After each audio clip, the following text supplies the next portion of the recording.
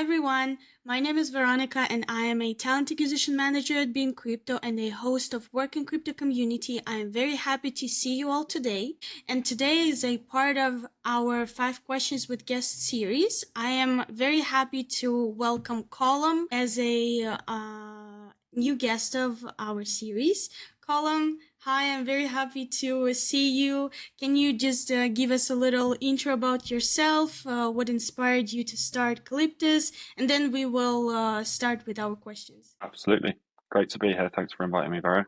So yeah, I'm Callum. I'm one of the co-founders of Calyptus, a Web3 hiring platform. I have been working in the industry for about 4 years full-time after being orange-pilled, I suppose, in the 2017 bull run. Got super obsessed after that with the potential of Bitcoin and Ethereum, and yeah, made the jump full-time in 2021. I run a newsletter called People Protocol and also a Web3 People Leaders community. Outside of work, pretty interested in running, music, and attempting and failing most of the time to trade meme coins. In terms of what inspired us to create Calyptus, we saw a big problem in attracting talent, particularly talent from Web2 into Web3. And we've been through a few iterations of Calyptus over the years, but we're going really strong. We work with about 80, 90 clients in the space, and I've found hundreds of people roles, which is very exciting. Okay, thank you very much. Okay, let's start with our questions. So, question number 1 about your product. So, in Web3 space, candidates, they only see like job posts and they don't know what is going on kind of on the back end, and they don't know how AI actually is being used by hiring managers, recruiters, and companies.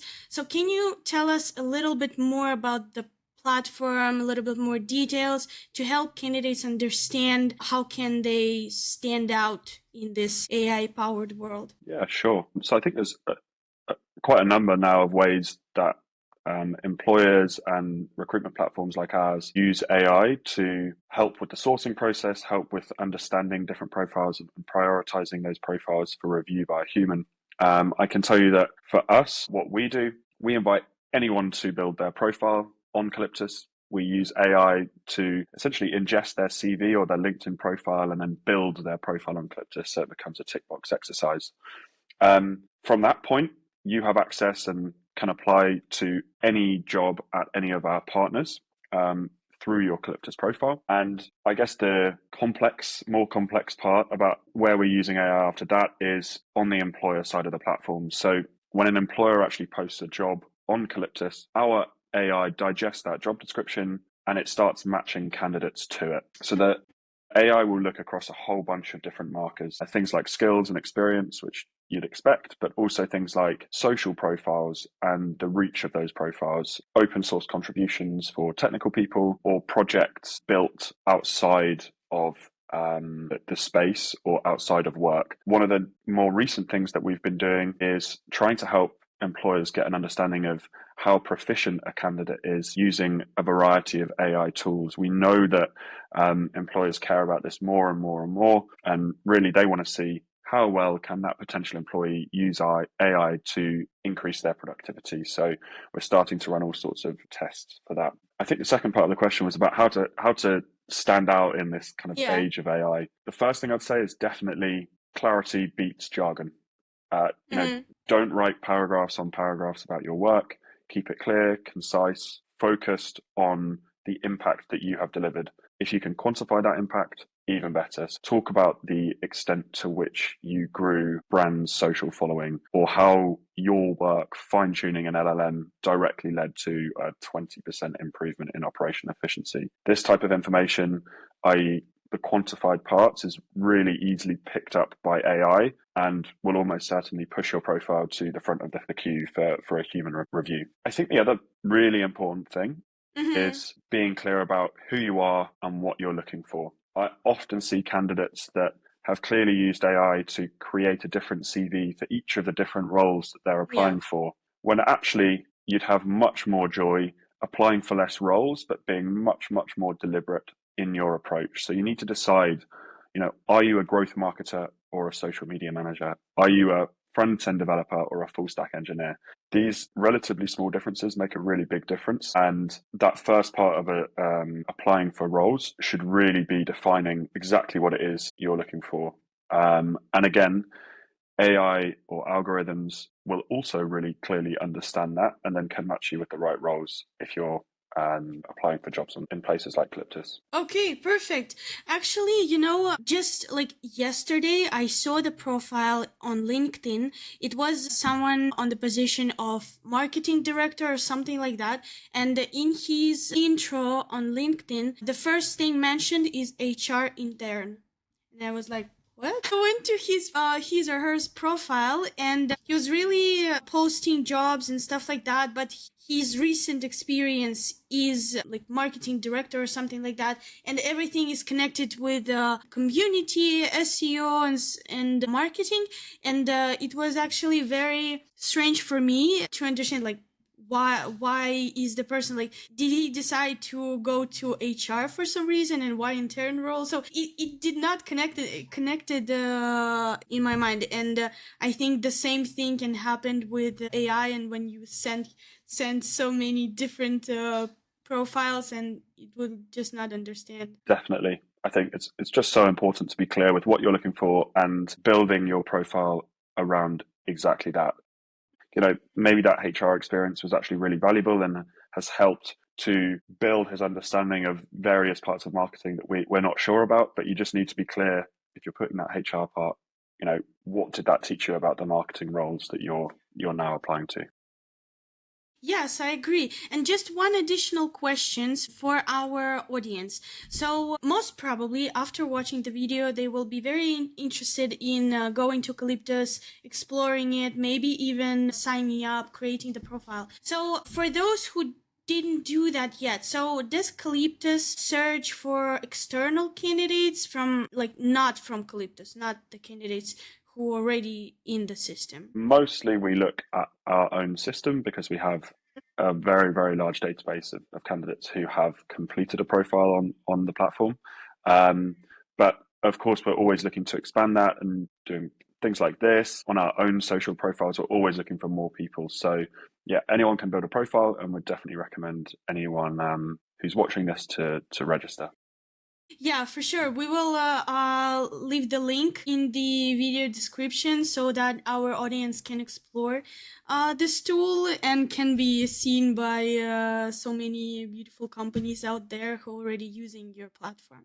Perfect. Next question about the community and networking. So you already mentioned that you're running your Web3 People Leaders community, and I see lots of different communities out there related to recruitment, to trading, and other areas. So in general, do you think it is important in 2025 to build a community or to be in the community for you as a candidate to stand out, if you were a candidate, or to any other candidate there? Yeah, I think we're really lucky in this space that there are a lot of communities that already exist and are free to join and contribute to. The important thing there is actually go and contribute to them. There's loads of ways you can do that. Leave a thoughtful comment, share your ideas, offer people help. If you're a dev, jump into open source repos, and even if it's just correcting small bits of documentation or fixing a bug, do that and then go and post in the community, in the Discord, for example, and you will get recognized. If you're non-technical, there's loads of other things you could do. You can share learnings on Twitter, you can make introductions for people, you can write summaries of spaces or events that you've been to, and all of that can be turned into real life opportunities. We all know how to use Twitter. Places like Farcaster are really, really great for it as well. So yeah, instead of just asking for a job in one of these communities, actually contribute to it. Yeah. Let the opportunities come to you. There's DMs for a reason. Yes, I agree with you. And about your community, just for people who are out there, maybe they are from recruitment, maybe they will be interested in the Web3 People Leaders community. Can you tell them a little bit more about the community? So what is it for, and how can they contribute to it? Yeah, of course. So we have we built the Web3 People Leaders community after speaking with hundreds of people leaders in the space last year when we did our inaugural Talent Titans Top 100 Web3 Employers list, which, by the way, nominations are open for right now. So We will leave the link as well. Perfect. Thank you very much. But yeah, we realized that there's a lot of unique challenges facing people and talent leaders in the crypto space, and there wasn't really a place for them to come together to share hiring strategies, to get ahead of those unique challenges together. So yeah, we put together a community. It's now about 120 people in there, and they're all kind of sharing insights and helping each other get on in the space. Yeah, it's a great place to be. Okay, perfect. Thank you very much. Moving to next question. It is about AI again in hiring. We already kind of talked about how candidates kind of use it, and I want to talk about some biggest mistakes that you think candidates do. And I'm talking specifically about like where to stop using community. We already know that everyone does it. Everyone use it for CVs, for, I don't know, anything that is existed out there. So in your opinion, where should they stop? Yeah, it's a good question. I think, as you say, we already kind of spoke about rewriting a CV for every position. I definitely would recommend against that. I would also recommend against filling your CV with buzzwords. I think that used to be quite a good way to get past AI screening, but the screening is much more advanced now, and it's very easy to weed out those types of things. In terms of where candidates should use AI in their applications, I definitely do recommend it. I think, for example, if you're writing a cover letter or an email or a DM to a hiring manager alongside your CV, it can be a huge help. Really importantly, I would say that don't outsource your personality. What's necessary is that AI can support. It should not replace you, and everything that it produces should be definitely reviewed by you, rewritten, and improved. I also think AI is a huge help kind of for preparing and during the interview process. So whether that's helping you to learn more about DeFi or the landscape of crypto infrastructure, it can be used to create mock interview questions. There's a load of ways that it can be used during the process, even for negotiation at the very end. So definitely do use AI. Just be careful not to outsource your actual work to it, and make sure that you're putting your own personality in there. Mm-hmm. Okay, understood. Thank you very much. Perfect. Next question. What about trends and skills in 2025? So we already spoke about preparing your CV, searching for a job with AI and stuff like that. But what are the skills that are very important right now in 2025 for companies in Web3 space? Yeah, I think there's a few, and AI collaboration would be my biggest one. We all know that, prompting is becoming a very valuable skill, and that's not just asking ChatGPT random questions, but it's understanding like how to structure a task, how to iterate on those responses, how to combine multiple tools to get the best outcome. And I think the best candidates at the moment treat AI like a creative partner, not just a shortcut for one thing or another. So yeah, there's a lot more tools out there than just ChatGPT. If you're technical, are you using things like GitHub Copilot? If you're non-technical, are you using the likes of 11 Labs or Zapier for automations? I think, another skill, I don't know whether this is a skill so much, but it's contributing in the space. Are you going above and beyond outside of what you're already doing? Whether that's on GitHub if you're technical, or in a community if you're non-technical, it really helps to show initiative and actual skill, as well as building your network and increasing kind of the surface area for more opportunities coming your way. The final one is self-distribution. So for me, I think that who sees your work matters much more than where you have worked. Can you, or how do you communicate your thinking in public?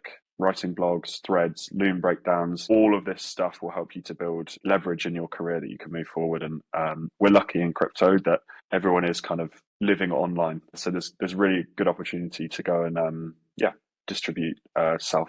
Perfect. And we're actually at our last question. So in our recent post, like from last week, we discussed what is important to you in terms of soft skills when you are hiring to your team. And you mentioned there, so first one is, I think, curiosity. Second one is motivation. And last one is, it was about following up. So these three you mentioned as something that will kind of sell you the candidate, that will make you to hire him. So can you just share with us a little bit more details or examples or real cases for for our audience to understand your approach, and maybe they can use it in future for some other companies? Yeah. Of course. Yeah, I think curiosity is one of the biggest things that we're looking for. And that's not just curiosity about crypto or Web3. It's also how much have they researched about Calyptus before? How much are they asking about our future plans or noticing interesting things we might have done on socials recently, as well as the role itself. They should be excited to understand where that role fits in within the business. I suppose the growth of that position moving forwards. So yeah, I'm really looking for people to ask thoughtful questions throughout the interview process and to demonstrate that they are quick learners by giving concise examples of what is able to set them apart. Yeah, I think the motivation piece is pretty obvious. Most of crypto is small businesses, startups, and we need people that work hard. So again, come prepared to answer questions about what sets you apart and how you have made a difference at your past employers, or maybe you've got a little side project that you're working on. Come prepared to talk about all of that. And then, yeah, the final piece is doing really simple things well. One of the things that we try and tell all of the candidates that interview through Calyptus, follow up after your interview. Share with the hiring manager or the recruiter that you spoke to a thank you and a learning or an actionable kind of outcome from that call. And that's going to make you stand out 10 times more. If you think that for every position that is on the market, they're probably speaking to 10, 20 people. So doing small things like following up afterwards is really going to help you stand out. So yeah, it comes down to kind of just doing the work, and really you'd be surprised at how many people don't. Mm-hmm. Well, I am not. I see this like every day, and it is really like that. As a like day-to-day recruiter, I see, I think maybe like one of 10 or even 20 candidates will follow up, and it really stands out. Like you really don't even expect them to message you and they like, hi Veronica, how is everything going on, where's the feedback or something like that. And yeah, it's kind of giving a warm feeling that candidate is genuinely interested in the position, and you want to give them feedback, give them any type of help if you can. Yeah, you just even stay, like he's even staying in your network, and you can get back to him in any time. Definitely. Yeah, couldn't agree more. Perfect. This was our last question. So thank you very much for answering and sharing your insights and your expertise. I am pretty sure that our audience will use these life hacks. And yeah, I'm happy to having this conversation. Thank you again. And I wish to see you maybe next time at some point. Absolutely. Thanks so much for having me. Really appreciate it. Thank you. Bye-bye. Bye-bye, everyone.